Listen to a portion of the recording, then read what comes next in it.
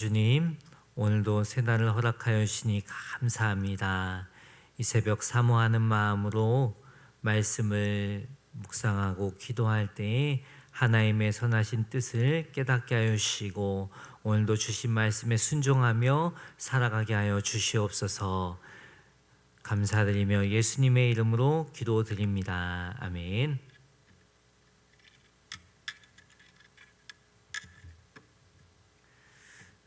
하나님 말씀 전도서 9장 11절에서 18절 말씀입니다. 전도서 9장 11절에서 18절 말씀, 다 같이 한 목소리로 합독하겠습니다. 내가 다시 해 아래에서 보니 빠른 경주자들이라고 선착하는 것이 아니며 용사들이라고 전쟁에 승리하는 것이 아니며 지혜자들이라고 음식을 얻는 것도 아니며 명철자들이라고 재물을 얻는 것도 아니며 지식인들이라고 은총을 입는 것이 아니니 이는 시기와 기회는 그들 모두에게 임함이니라. 분명히 사람은 자기의 시기도 알지 못하나니 물고기들이 재난의 그물에 걸리고 새들이 오염에 걸림같이 인생들도 재난의 날이 그들에게 홀연히 임하면 거기에 걸리느니라.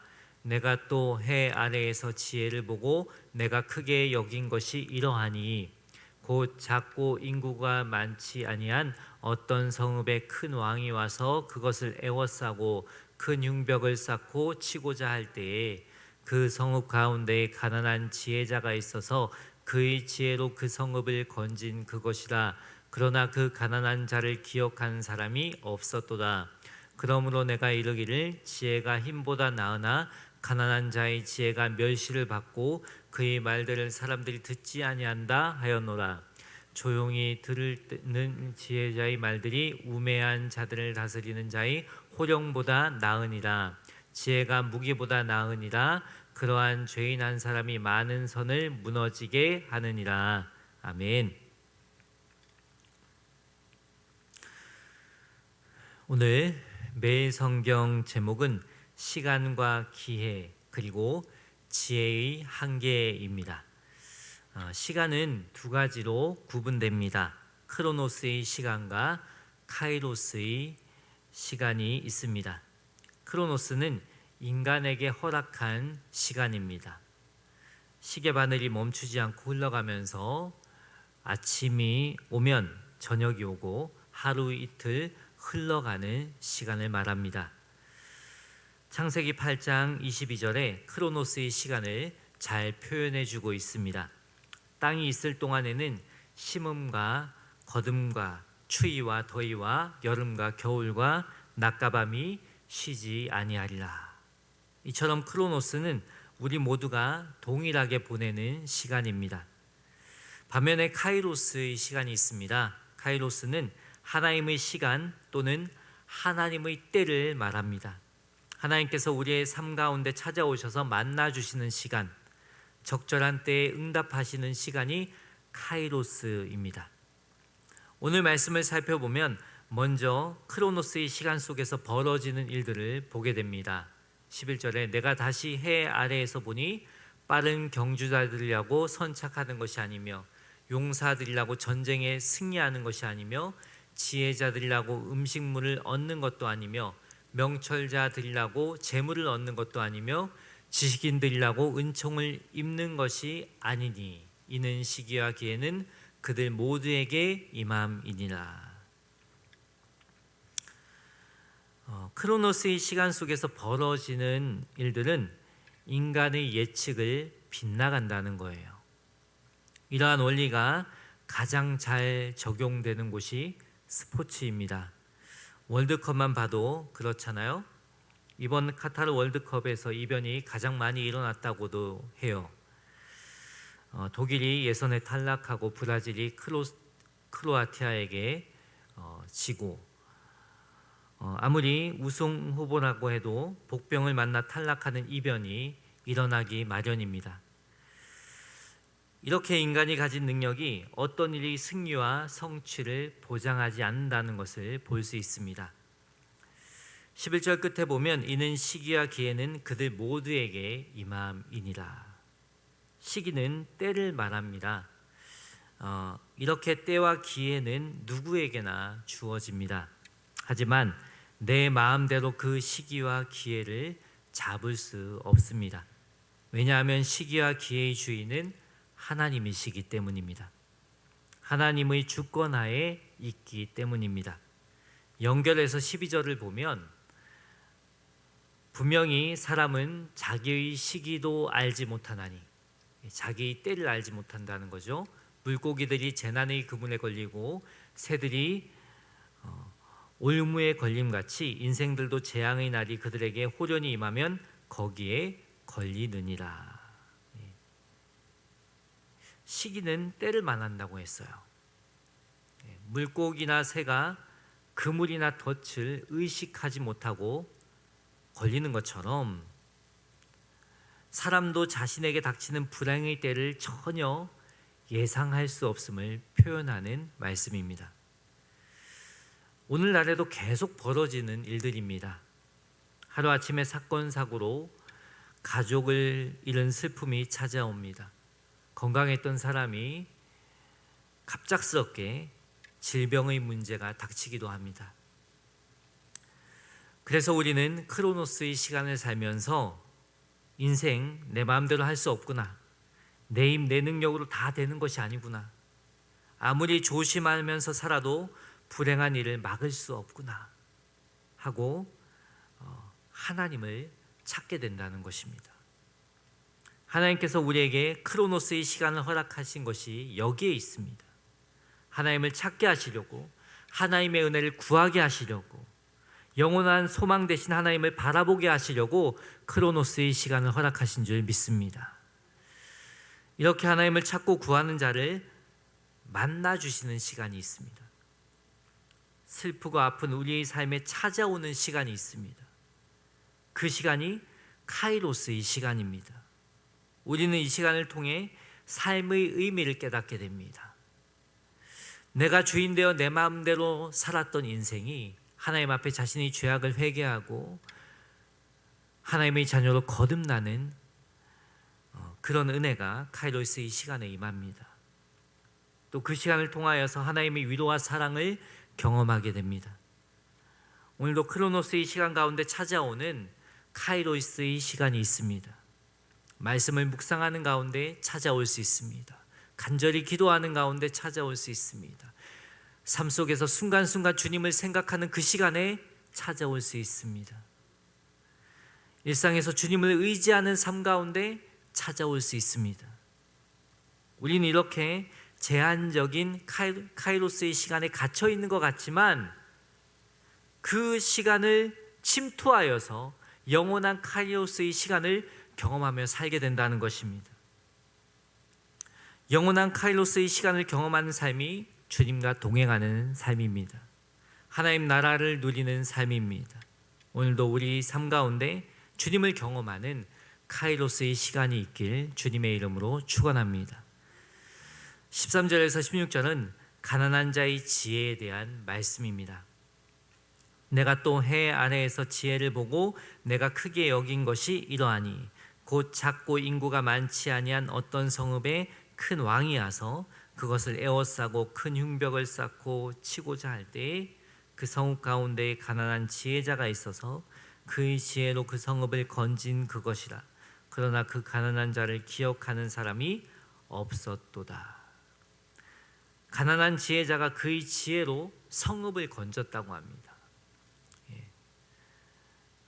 작고 보잘것없는 그 성읍을 아주 강대국의 큰 왕이 쳐들어왔는데 그것을 막았다는 거예요. 어마어마한 일이죠.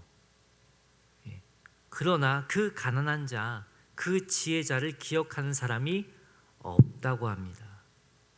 그 다음 16절에 그러므로 내가 이르기를 지혜가 힘보다 나으나 가난한 자의 지혜가 멸시를 받고 그의 말들을 사람들이 듣지 아니한다 하였노라. 무슨 말씀입니까? 지혜가 힘보다 낫다는 것은 그만큼 지혜가 중요하다는 말씀입니다. 지혜가 힘보다 우월하다는 말씀입니다. 그러나 가난한 자의 지혜의 말을 사람들이 무시하고 듣지 않았다는 거예요. 참 조금 시간이 흘렀는데 기억조차 하지 않는다는 거예요. 굳이 신경도 안 쓴다는 거예요. 우리 주변에도 충분히 일어날 수 있는 일입니다. 우리 편견 때문에 어떤 사람의 말을 무시하는 경우가 있지 않습니까? 사람이 누구냐에 따라 그 사람의 말을 따르기도 하고 무시하기도 합니다. 아무리 지혜로운 말을 해도 들으려고 하지 않습니다. 그냥 내 고집대로 내 생각대로 하려고 합니다. 그런데 시간이 지난 후에 후회하는 경우가 있지 않습니까? 그때 그 사람 말을 들을 걸. 들었으면 이렇게 시행착오를 겪지 않아도 되었을 텐데. 누구나 이런 후회를 하게 된다는 거죠. 사람에 따라서 그 사람 말을 귀담아 듣기도 하고 어떤 옳은 말을 해도 듣지 않으려고 하고, 이게 인간의 습성 가운데 있다는 거예요. 그래서 우리는 편견을 가지고 상대방의 말을 무시해서는 안 됩니다. 그 사람이 어떤 사람이든, 나와 가까운 사람이든, 나와 별로 만나보지 못한 그런 먼 사람이어도 때로는 그 사람의 말이 나에게 좋은 영향을 줄 수 있기 때문입니다. 근데 오늘 말씀에 이 지혜자처럼 무시당하신 분이 계십니다. 바로 예수님이십니다. 갈릴리 보잘것없는 나사렛에서 평범한 목수의 아들로 태어난 예수님이셨기에 사람들은 예수님을 쉽게 판단하고 그분의 말씀을 외면했습니다. 빌립이 나다나엘을 예수님께로 이끌고자 할 때 나다나엘이 뭐라고 합니까? 나사렛에서 무슨 선한 것이 날 수 있느냐? 그러면서 무시했어요. 또 예수님이 고향에서 말씀을 전할 때 사람들이 뭐라고 합니까? 저 목수의 아들 아니야? 제가 어떻게 성장했는지 우리는 너무나도 잘 알아. 그런데 그런 목수의 아들 주제에 우리를 가르치려고 들다니 하면서 무시했어요. 그리고 고향에서 쫓아냅니다. 여기서 우리가 생각해야 할 것이 무엇입니까? 사람의 조건이나 외모, 환경이나 지위에 따라 사람을 판단해서는 안 된다는 것입니다. 모든 사람은 하나님의 형상으로 지음받은 존재입니다. 그러기에 누구의 말도 무시되어서는 안 됩니다. 우리 편견으로 인해 지혜의 말에 귀를 닫아서는 안 됩니다. 편견을 내려놓고 들으려고 할 때 들리는 것이 있습니다. 배우는 것이 있습니다. 그래서 누구의 말이라도 경청하는 것이 중요합니다. 우리는 경청이 중요한 걸 알면서도 듣기보다는 말하려고 하는 습성이 있습니다. 잠언에서도 말하는 것보다 듣는 것이 지혜라고 했습니다. 우리가 잘 아는 말씀, 말하기는 더디하고 듣기는 속히 하라. 들으려고 할 때 하나님의 말씀이 들리고 지혜의 말이 들리는 것입니다. 오늘도 우리의 편견을 내려놓고 상대방의 말에 경청하는 지혜가 있길 소망합니다. 17절과 18절은 지혜와 어리석은 통치자에 대한 말씀입니다. 16절에서는 힘보다 지혜가 낫다고 합니다. 또 17절에서는 조용히 하라는 말과 호령이라는 말을 비교하면서 지혜의 뛰어남을 강조하고 있습니다. 17절에 보면 조용히 들리는 지혜자들의 말들이 우매한 자들을 다스리는 자의 호령보다 나으니라. 이 말씀을 쉽게 해석해 보면 어리석은 통치자가 고함치는 명령보다는 차라리 지혜로운 사람의 조용한 말을 듣는 것이 더 낫다라는 뜻입니다. 즉 우리가 이 세상에서 진정으로 귀 기울여야 할 것은 큰 소리가 아니라는 것입니다. 권력자의 소리도 아니라는 것입니다. 조용하고 보잘것없어도 지혜로운 사람의 소리에 귀 기울여야 한다는 것입니다. 우리나라 속담에 목소리 큰 사람이 이긴다라는 말이 있습니다. 실제로 목소리 큰 사람이 이기는 것 같이 보이는 게 현실이에요. 목소리가 아무리 커도 거짓된 목소리는 끝내 쪼그라들고 맙니다. 범죄를 저지르고도 나는 안 그랬다고 아무리 소리쳐도 들통나면 고개를 숙이고 맙니다. 반면에 아무리 소리가 작아도 그 말이 진실이라면 힘이 있습니다. 그런데요, 18절에 보면 아무리 지혜가 뛰어나도 죄인 한 사람이 다 무너뜨릴 수 있다고 합니다. 하루아침에 무너진다는 거예요. 죄인 한 사람으로 인해서. 18절에 보면 지혜가 무기보다 나으니라. 그러나 죄인 한 사람이 많은 선을 무너지게 하느니라. 지혜가 무기보다 낫다는 것은 위의 15절을 배경으로 합니다. 좀 전에 살펴보았듯이 가난한 지혜자가 성을 구한 것처럼 지혜가 무기보다 낫다라는 거예요. 그러나 죄인 한 사람이 많은 선을 무너지게 합니다. 세상에서 지혜자의 수고와 공로가 정당한 평가를 받지 못하고 쉽게 없어져 버리는 세상의 부조리를 말하고 있는 것입니다. 오늘도 우리는 크로노스의 시간 속에 살아갑니다. 그 시간 속에는 우리의 예측을 빗나가게 하는 일들이 벌어집니다. 기쁜 일도 찾아오지만 예상치 못한 불행이 찾아오기도 합니다. 지혜자의 말보다는 우매자의 큰 소리를 들으려 합니다. 이러한 크로노스의 시간 속에서 우리가 의지할 분은 하나님 한 분밖에 없습니다. 우리의 영원한 보호자 되시고 피난처 되시는 주님의 은혜를 구해야 하는 그런 현실 속에 우리는 살아가는 것입니다. 오늘도 하나님의 은혜를 구하는 하루가 됩시다. 말씀과 기도하는 그 시간, 순간순간 주님을 생각하는 그 시간, 감사를 고백하는 그 시간, 그런 주님의 은혜를 구하는 그 시간이 여러분의 카이로스, 주님을 만나는 시간, 하나님 나라를 누리는 은혜의 시간이 되길 예수님의 이름으로 축복합니다. 기도하겠습니다. 사랑과 은혜가 충만하신 하나님 아버지, 귀한 시간 하나님 말씀을 듣고 비록 크로노스의 시간을 살아가면서 즐거운 일도 있지만 슬픈 일을 만나기도 하고 앞날을 예측할 수 없는 인간의 한계를 경험하게 하심 또한 하나님의 은혜임을 고백합니다. 그 시간들을 통해 주님을 찾게 하셨기에 우리가 이 자리에 있습니다. 지나고 나면 모든 것이 은혜임을 고백합니다. 이 시간에도 말씀과 기도로 주님의 은혜를 구할 때 카이로스를 경험하게 하옵소서. 나를 만나시고 나의 눈물을 닦아주시는 주님을 경험하게 하옵소서.